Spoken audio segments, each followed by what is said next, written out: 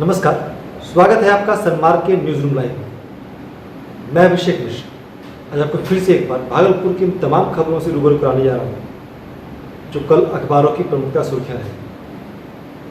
साथ ही कल अखबार की सुर्खियों में रहने वाले बिहार की खबरें और देश विदेश और अन्य राज्यों की खबरों की बात भी हम करेंगे। लेकिन सबसे पहले बात रोजाना की तरह कोरोना अपडेट से करते हैं। तो आज बिहार में कुल 147 नए संक्रमित मरीज मिले हैं कोरोना के, जिसके साथ ही संक्रमित मरीजों का जो कुल आंकड़ा है वो 4420 में पहुंच गया है। वहीं अगर भागलपुर जिले की बात करें तो भागलपुर जिले में आज 3 ही मरीज मिले हैं, तीनों नवगछिया के बताए जा रहे हैं। और जो संक्रमितों का कुल आंकड़ा शाम 4 बजे तक का जो अपडेट है उसके अनुसार 2004 हो गया है। वहीं आज 2 मरीजों को छुट्टी भी मिली है यहाँ पे भागलपुर में। वहीं राज्य की बात करें तो ओवरऑल बिहार में आज 95 मरीजों को छुट्टी मिल चुकी है। इस कोरोना को लेकर क्या अपडेट है पूरा जिले का, हम जान लेते हैं प्रवीण जी से। आज भी जिले में कोरोना के 3 मरीज पाए गए जो नवगछिया मंडल क्षेत्र के हैं। कोरोना को लेकर संयोग से भागलपुर में इलाजरत कटिहार के कैंसर पीड़ित मरीज थे जिनकी आज मौत हो गई। उन्हें कल बुधवार को मायागंज अस्पताल में एडमिट कराया गया था, लेकिन आज इलाज के दौरान संध्या उनकी मौत भी हो गई। तो कोरोना से भागलपुर जिले में ये दूसरी मौत हुई। और अब क्वारंटीन सेंटर से लोगों को धीरे धीरे छोड़ा जा रहा है और क्वारंटीन सेंटर पर अब नए लोगों का पंजीयन नहीं कराया जा रहा है। तो धीरे धीरे संख्या भी घट रही है और क्वारंटीन सेंटर पर रहने वाले लोगों को संपूर्ति पोर्टल के माध्यम से 1,000 रुपये सरकार की ओर से दिया भी जा रहा है। तो लगभग 15,000 से अधिक लोगों को संपूर्ति पोर्टल के माध्यम से अब तक भुगतान भी किया जा चुका है। और जिला प्रशासन लगातार प्रयत्नशील है कि कोरोना संक्रमितों की संख्या जिले में नहीं बढ़े, इसके लिए आवश्यक प्रचार भी किए जा रहे हैं। मास्क और सोशल डिस्टेंसिंग के पालन पर विशेष ध्यान दिया जा रहा है। लगातार बैठकें भी की जा रही हैं और लोगों से अपील भी की जा रही है कि वो सोशल डिस्टेंसिंग का पालन जरूर करें। और अब विकास कार्यों में भी तेजी लाने के निर्देश दिए गए हैं। जिला पदाधिकारी ने आज जिले के विभिन्न विभाग के पदाधिकारियों के साथ नल जल योजना और गली नाली योजना के साथ साथ मुख्यमंत्री 7 निश्चय योजनाओं पर बैठक भी की। उन्होंने आवश्यक निर्देश दिए कि सभी योजनाएं तीव्र गति से चालू किए जाएं और समय पर पूरा किए जाएं। तो यही खबर रही है भागलपुर। वहीं आज बहुत दिनों के बाद जिले में प्रवासी मजदूरों को आने का सिलसिला है वह थम गया था, लेकिन इसमें अच्छी बात क्या है कि ट्रेन सेवा की शुरुआत भी हो गई है। और कल डॉन महानंदा स्पेशल ट्रेन जो है वो भागलपुर आएगी। पूरी अपडेट क्या है खबर में हम जान लेते हैं राजीव से। जी हाँ अभिषेक जी, जैसा कि आप जानते हैं कि पिछले 1 माह से लगातार प्रवासियों को लाने का सिलसिला शुरू था, वहीं आज इसका दौर थम गया और इसके लिए जो है मेडिकल टीम लगाई गई थी स्टेशन चौक पे, उसको भी स्टेशन पर इसको भी हटा लिया गया और पुलिस की विशेष तैनाती की गई है। डाउन ब्रह्मपुत्र मेल जो डिब्रूगढ़ तक जाने वाली है भाया भागलपुर होकर, यहाँ कल पहली खेप डाउन ब्रह्मपुत्र मेल की आ रही है। इसको लेकर के जो है सफाई कर्मियों द्वारा जो है देर शाम तक स्टेशन को साफ सफाई किया गया और सोशल डिस्टेंसिंग को बनाए रखने के लिए गोल घेरे लगाए गए। मुख्य रूप से यही खबर है। हालांकि डाउन ट्रेन की पहली खेप कल जरूर आ रही है, पर ब्रह्मपुत्र मेल के अब ट्रेन का जो है आने का सिलसिला 1 जून से शुरू हो गया था, जाने का सिलसिला 1 जून से शुरू हो गया और कल पहली खेप डाउन ट्रेन किया। वहीं आज नवगछिया में सुबह सुबह एक बहुत बड़ी उपलब्धि भरी खबर आई है पुलिस के हिसाब से। पूरा दियारा इलाके का, गंगा दियारा इलाके का कुख्यात दिनेश मुनि को STF और पुलिस के संयुक्त अभियान में नारायणपुर दियारा क्षेत्र में कॉम्बिंग ऑपरेशन कर मार गिराया गया। हालांकि अंधेरे का फायदा उठाकर उसके 2 साथी भागने में सफल जरूर हुए, लेकिन जो पूरे दियारा इलाके में आतंक का पर्याय बना हुआ था दिनेश मुनि, उसको मारकर पुलिस ने बड़ी सफलता हासिल की। ये वही तो दिनेश मुनि है जिसे साल 2018 के 12 अक्टूबर को पसराहा के तत्कालीन थानाध्यक्ष थे, उनकी गोली मारकर मतलब कि मुठभेड़ के दौरान ही आशीष सिंह की गोली लगने से हत्या हुई थी, जिसके बाद से ही इसकी तलाश जारी थी, जिसमें आज पुलिस को सफलता मिली है। वाकई में दिवंगत थानाध्यक्ष की आत्मा को शांति मिली है। वहीं डीजीपी ने भी पटना स्थित दिवंगत थानेदार के आवास पर पहुंचकर उनके परिजनों से मुलाकात की और दिवंगत थानाध्यक्ष पसराहा के जो थे आशीष कुमार सिंह, उनको श्रद्धासुमन अर्पित कर श्रद्धांजलि दी। इस खबर के बारे में पूरी ब्रीफ किया है इसमें जानते हैं अभय भारती जी से, साथ ही कोसी क्षेत्र की अन्य खबरें और बाकी की अन्य खबरें भी जानेंगे अभय जी से। जी अभिषेक जी, जैसा कि आपने बताया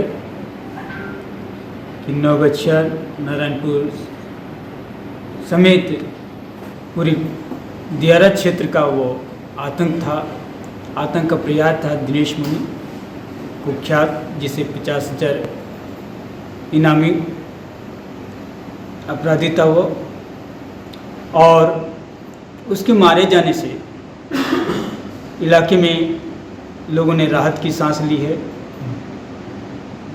इस संबंध में एसटीएफ को बड़ी सफलता मिली है, कई असलहे बरामद किए गए हैं और सबसे बड़ी बात है कि इससे थानेदार आशीष सिंह के परिवार को काफ़ी सुकून महसूस हुआ। सिमरी बख्तियारपुर में रह रहे उनके पिता गोपाल सिंह और माता ने भी सुकून जाहिर किया है कि इससे उनके बेटे की आत्मा को शांति मिली है। साथ ही लोगों ने भी राहत की सांस ली है जी। तो ये तो कोसी और नवगछिया क्षेत्र की खबर है। वहीं हम बांका की खबरों की बात कर लें, बांका क्षेत्र की, तो वहाँ आज बांका एसपी अरविंद कुमार गुप्ता ने राजौन क्षेत्र का निरीक्षण किया। राजौन थाना पहुंचकर उन्होंने वहाँ के हवालात, मालखाना, कंप्यूटर कक्ष, अन्य गतिविधियों का निरीक्षण किया और थानाधिकारी तथा अन्य पुलिसकर्मी को निर्देश दिया वह अच्छे ढंग से काम करें, काम में किसी तरह की कोताही नहीं बरतें। वहाँ पहुँचने पर सबसे पहले उनका गार्ड ऑफ ऑनर देकर सम्मान किया गया। बाकी सहरसा में 4 कोरोना के नए मरीज मिले हैं और इससे लोगों में थोड़ा सा सचेत रहने की बात कही गई है। तो अब तक की मुख्य खबरें यही रही जी, बिल्कुल सब कुछ ठीक। वहीं शाम में नवगछिया एसपी निधि रानी ने आज प्रेस कॉन्फ्रेंस कर पूरे जो आज का मुठभेड़ चला है, जो पुलिस को सफलता मिली है, उसको ब्रीफ किया है और पूरे घटनाक्रम की सिलसिलेवार जानकारी दी है। अब पुलिस को जो उपलब्धि मिली उसके लिए जो उस कॉम्बिंग ऑपरेशन में जवान शामिल थे, एसटीएफ के या पुलिस ने सबको बधाई दी। इसके अलावा अगर बात करें राष्ट्रीय फलक की आज की महत्वपूर्ण खबरें की और बिहार की महत्वपूर्ण खबरें क्या है, इसके लिए हम चलते संपाद से पास जानते हैं क्या खबरें। जी अभिषेक जी, आज सबसे अच्छी और एक बड़ी खबर बिहार से ही आ रही है। बिहार में आज आरक्षण बचाने को लेकर के एक बार फिर से बिहार में SC/ST विधायकों की आज दलित सीमाओं को तोड़ते हुए बैठक हुई है पूर्व मुख्यमंत्री जीतन राम मांझी के आवास पर। और बैठक की अध्यक्षता सरकार में परिवहन मंत्री संतोष निराला ने की है और इसमें सभी दलों के SC/ST के जो विधायक हैं, मंत्री हैं, वो सब बैठक में शामिल हुए और उन लोगों ने एक स्वर से कहा कि हम आरक्षण खत्म नहीं होने देंगे। इसको लेकर के प्रधानमंत्री से मिलने के लिए भी जो है एक कमेटी का गठन किया गया है और कमेटी जल्दी ही प्रधानमंत्री को मिलकर ज्ञापन देगी। और एक खबर यही बिहार से ये है कि एक तरफ तो प्रवासी लौट रहे हैं, दूसरी तरफ भागलपुर स्टेशन पर जो है कुछ लोग प्रवासी अब यहाँ से लौटने के लिए लग गए हैं। और इस तरह के 2-4 लोगों से आज सन्मार्ग ने बात की तो उन लोगों का ये कहना था कि अभी जो है हम लोग पहले पहुँच जाएंगे तो जो है मनचाही नौकरी मिल जाएगी और जब देश खुल जाएगा, लॉकडाउन ख़त्म हो जाएगा तो बिहार में तो नौकरी मिलने से रही तो हम लोग फिर से वापस अपनी जो है मुंबई और गुजरात और बड़े शहरों का रुख हाँ जी रुख करेंगे।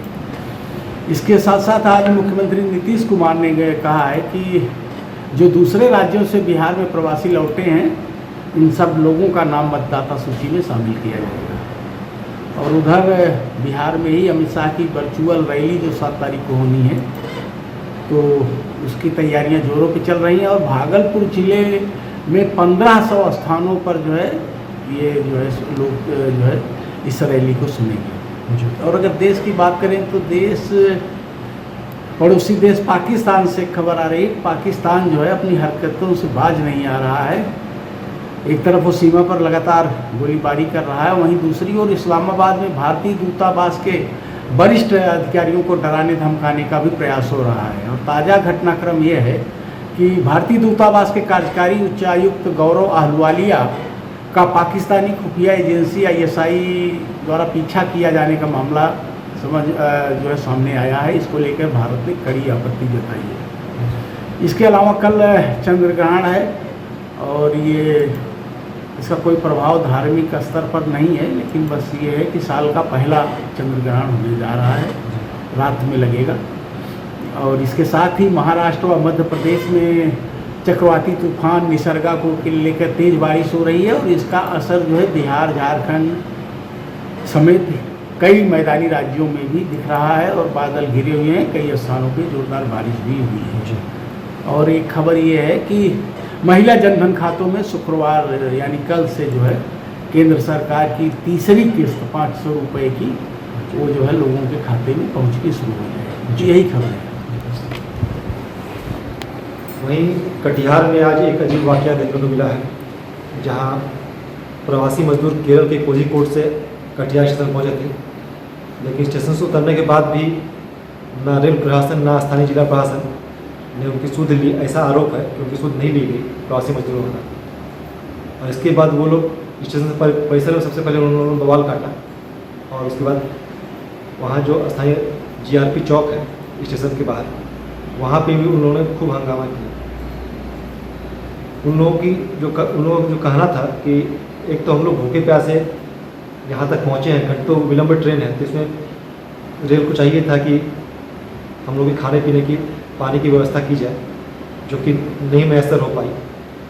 उससे इतर यहाँ उतरने के बाद अब घर जाने के लिए कोई बस की सुविधा नहीं है, कोई संसाधन नहीं है, तो ऐसे में हमारा आक्रोशित होना लाजमी है।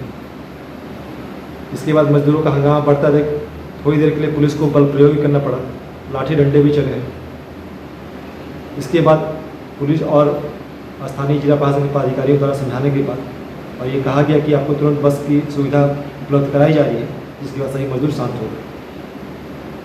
वहीं पूरे प्रकरण पे बिहार सरकार के मंत्री हैं विनोद कुमार सिंह, उनसे जब बात कर पूछा गया, किसी कार्यक्रम में वो मौजूद थे, वहाँ पे पत्रकार के द्वारा सवाल पूछने पर उन्होंने कहा कि उन्हें इस पूरे प्रकरण की कोई जानकारी, पुष्ट जानकारी नहीं मिली है, लेकिन अगर ऐसी कोई बात है और प्रवासी के साथ अगर उन पर लाठी बरसाया गया है, उनसे कुछ भी गलत हुआ है, तो इसमें जो भी दोषी है उन्हें चिन्हित कर और कार्रवाई निश्चित की जाए।